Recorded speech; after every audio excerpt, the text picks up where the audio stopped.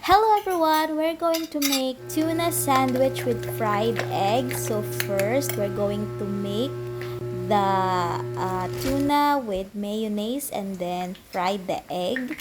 Of course, nalagputan pagkatid ko dira og oil mga guys. Ay, siya kasakit. Pero carry lang. Then, of course, it needs to be like little watery and then put it with the sandwich and with the tuna. And then, voila! That's it! So easy! This is very delicious mga guys. You should try it. Lami kaayo.